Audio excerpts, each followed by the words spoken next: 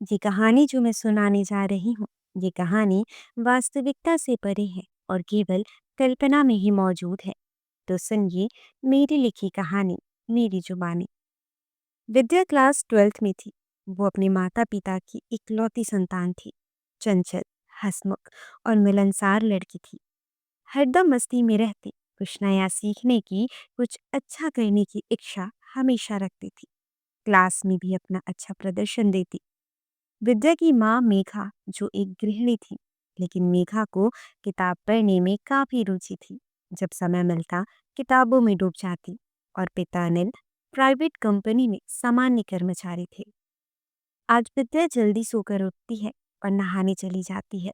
School के लिए ready होकर माँ को आवाज देती है। माँ, माँ, मेरा टिफिन रेडी हो गया क्या? माँ ने कहा, हाँ बेटा, हो गया है। चलो, ये लो जल्दी से खा लो। टिफिन मैं तुम्हारे बैग में डाल देती हूँ। विद्या ने कहा, हाँ माँ। विद्या फिर माँ से कहने लगी, माँ, मेरी चोटी ठीक बनी है ना, देखो ना। माँ ने कहा, अरे वाह बेटा, तुमने तो आज मुझे खुश कर दिया। चलो, मुझे एक काम से तो आराम मिला। विद्या ने उदासी भरी आवाज में कहा, क्या माँ? मेघा ने हंसकर कहा, मजाक कर रही हूँ। चलो खा भी लो जल्दी से, वरना लेट हो जाओगी तुम। विद्या ने हाँ माँ कहा और खाने को बैठ गई। खाना देखकर विद्या कहने लगी, क्या माँ, फिर आपने मसाले वाली सब्जी बना दी। मुझे सिंपल सब्जी पसंद है, आप जानती हो ना। मेरी डाइट ही खराब कर दी आपने। माँ ने कहा, अच्छा, आ इधर, तेरी डाइट तो मैं अभी ठीक करती हूँ। उधर से विद्या के पापा आके विद्या की ही साइड लेकर मेघा को परेशान करने लगे। विद्या के पापा अनिल ने कहा, ठीक ही तो कह रही है मेरी बेटी, इतनी मेहनत से हम खुद को फिट रखते हैं और तो सब में मसाले मिला देती हो। अब तुम फिट नहीं तो क्या हमें भी नहीं रहने दोगी? हमारी मेहनत, खून पसीना सारा तुम ये सब खिलाकर बर्बाद कर देती हो। मेघा ने कहा, ठीक है फिर, मैं वापस ले जा रही हूँ, तुम्हें जो मन हो बना कर खा लो। अनिल ने कहा, नहीं नहीं माता, हम खा रहे हैं। क्यों बेटा, कहकर विद्या की तरफ देखा तो विद्या ने अपना खाना खत्म कर लिया था। मेघा ने कहा, देखो देखो, और लो बेटी का पक्ष। कहकर मेघा और विद्या जोरों से हंसने लगे। विद्या ने कहा, पापा जल्दी करो, स्कूल के लिए लेट हो रही हूँ मैं। अनिल ने कहा, हाँ बेटा, हो गया, चलो चलो। अनिल ने विद्या को स्कूल छोड़ा और कहा, ठीक है बेटा, चलता हूँ। विद्या ने भी कहा, ओके पापा, बाय बाय। विद्या स्कूल के अंदर चली गई। स्कूल में विद्या के दोस्त साहिल, विहान और निशा थे। ये चारों गहरे दोस्त थे। काफी टाइम से इनकी गहरी दोस्ती थी। निशा को देखकर विद्या ने हेलो निशा बोला और कहने लगी, आज तो मुझे लगा मैं लेट ही हो जाऊंगी।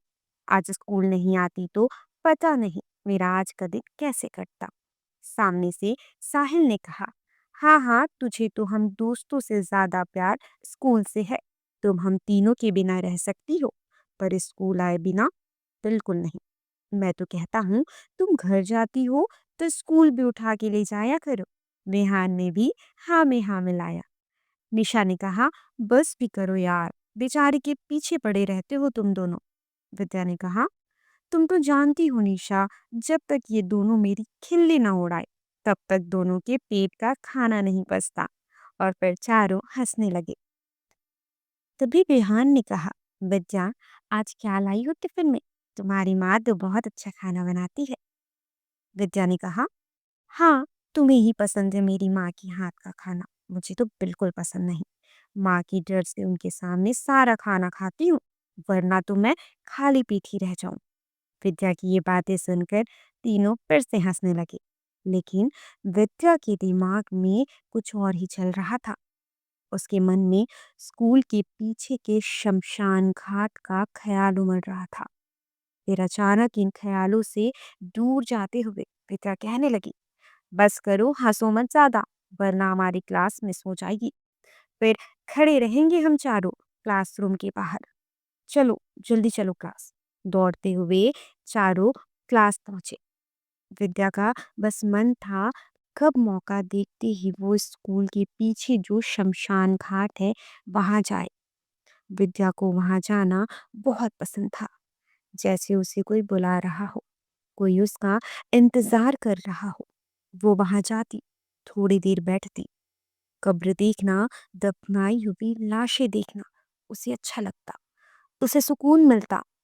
वहां बड़े से लेकर छोटे बच्चों तक की लाशें थी, कोई कब्र तो कोई दफनाई हुई। मौका मिलते ही विद्या स्कूल से निकलकर वहां पहुंच गई।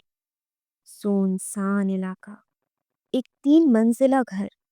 घर भी ऐसा जो देखने पर ऐसे नजर आता जैसे कई वर्षों पुराना नामी घर हुआ करता होगा। घर के बाहर बड़ा सा मैदान जो शमशान बन चुका था, और वक्त ने वहां लाशें दफना दी। क्या था उस इलाके का राज? क्या थी वहां बनाई कब्र का राज? और विद्या का क्या रिश्ता रहा होगा उस जगह से, जो उसे बार बार वहां जाने का मन होता। विद्या वहां जाकर वहां लगी गेट खोलकर अंदर गई।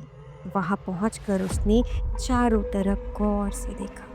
बड़े बड़े पेड़, ठंडी हवाएं, सूखे पत्ते उसके ऊपर ही गिरते हुए। ये नजारा मानो फिल्मों वाला हो, पर ये तो हकीकत था। विद्या कब्र से बातें करने लगी, कहने लगी, तुम मेरा इंतजार करते हो ना? मैं भी तो कब से कर रही थी, पर मुझे मौका ही नहीं मिला आने का। कितनी मुश्किल से आई हूँ, जानती भी हो तुम। उस कब्र में ना जाने क्या लिखा था, किस भाषा का प्रयोग किया गया था, कुछ समझ नहीं आता। लिखा हुआ स्पष्ट था, लेकिन उसे पढ़ पाना संभव नहीं। फिर थोड़ी दूर बच्चे की दफनाई हुई लाश के ऊपर हाथ रख कर कहा, देखो, मैं आ गई। उस दफनाई हुई लाश के ऊपर उस बच्चे के कपड़े रखे हुए थे। वो कपड़े उसी बच्चे के थे। दफन किए गए शरीर के साथ उसके कपड़े वहीं उसके पास रखे हुए थे। उस कपड़े को विद्या देखने लगी, कहने लगी, अरे वाह, कितने सुंदर सुंदर कपड़े हैं तुम्हारे तो। मुझे तो ये वाली ड्रेस बहुत अच्छी लगी। विद्या उस कपड़े को लेकर अपने सीने से लगाकर नीले आसमान को देखते हुए गोल गोल घूमने लगी, गुनगुनाने लगी, जैसे उसे दुनिया की सारी खुशी मिल गई है। उसे उस डरावने माहौल में ही सारी खुशी मिलने लगी। खुशी से विद्या की आंखें भर आई। अचानक तेज हवाएं चलने लगी।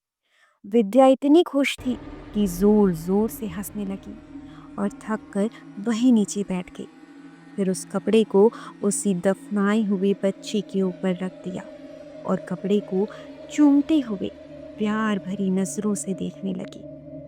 और उस लाश के ऊपर हाथ रखकर विद्या कहने लगी, तुम्हें देखे बिना मुझे बिल्कुल चैन नहीं आता। घर पे मेरा मन नहीं लगता।